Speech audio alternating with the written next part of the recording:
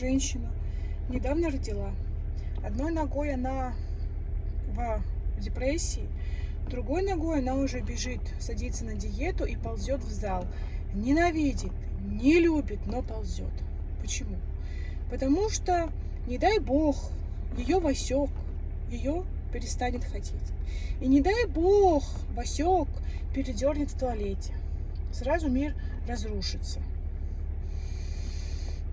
Но твое тело створило чудо. В прямом смысле. Это даже не обсуждается. За 9 месяцев оно сотворило огромное чудо.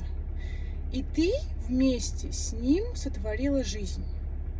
И ты имеешь полное право восстанавливаться столько, сколько будет необходимо. Твое тело имеет полное право восстанавливаться столько, сколько ему будет необходимо.